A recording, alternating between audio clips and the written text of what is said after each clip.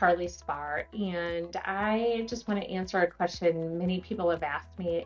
Why did I get in the mortgage industry? And honestly, no one grows up, or pretty much no one grows up saying, I want to be a mortgage lender or a mortgage loan officer, or goes to college to become a loan officer.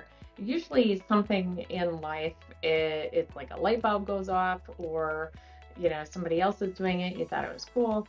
For me, it's because I wanted to make change.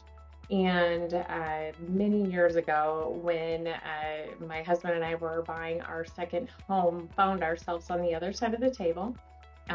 This is before I had gotten into the mortgage side of things. And we had sold our previous home. We were living temporarily in a duplex until we found a new one. And we had two kids, two dogs, and went to the closing. It was the Friday of Memorial Day weekend, and this is before there was really much with faxing, emails, cell phones. Yeah, I'm that old.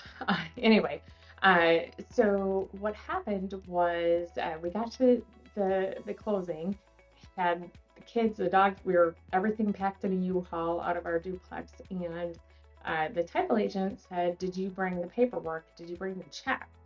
And I was like, no, I'm the borrower. Why would I bring these things? And isn't the lender supposed to do that? And they said, we can't get a hold of the lender.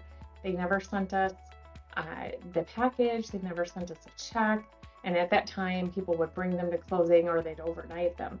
And they hadn't gotten either and couldn't get a hold of that mortgage lender. So there we sat, wondering what to do because we couldn't move into this new home unless we had the loan and the money to be able to get that. And so fast forward a little bit, we finally tracked down that mortgage broker's boss, and he shared with us that we had been turned down for the loan a week and a half earlier. Would have been nice if somebody would have called us and told us that. So instead of owning up to it because the broker had made a mistake, I had gotten a promotion at work less than a year earlier. I was making more money. Part of that money was bonuses, and I couldn't qualify with the bonuses because you need to have an average, 2-year average. And I didn't know that as a consumer at the time. I'm a borrower, not in mortgage yet. Now I know it very well, but at the time, didn't know what to do.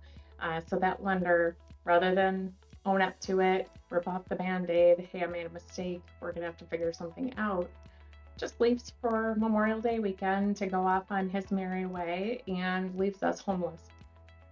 So we had to find a hotel that would take 2 dogs and find a place to put our stuff because we had it all packed in the U-Haul. Had to deal with all of these things and scrambled, and thank God we had some family to assist.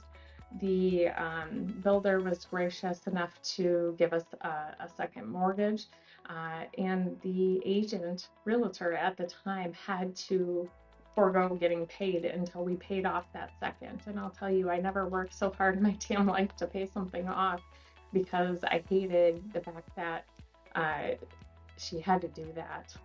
I'm so grateful, forever grateful that she did that for us. And she did get paid. Everybody got paid back. But it put us in a really horrible position. And I swore I would never allow something like that to happen again. And thank God there was no Facebook, no social media at that time because, it was an emotional roller coaster. Just even hearing the words that you're declined, and it's embarrassing. Even though it wasn't our fault, it's still embarrassing. I mean, you don't want people to know you don't qualify for something you want to buy, even though we felt we were qualified, but on paper we weren't there yet. Ever since then, I jumped head first into the mortgage side of things and worked my way through the industry, taught myself a lot, and have never looked back. I've honestly can't think of a transaction where something went wrong and we led anybody to believe that everything was fine.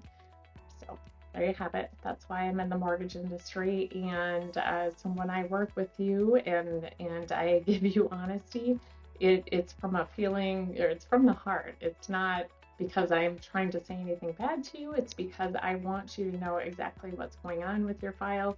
I want you to hear the honest truth about what's going on, whether it's good, bad, or indifferent. I hope you have a fantastic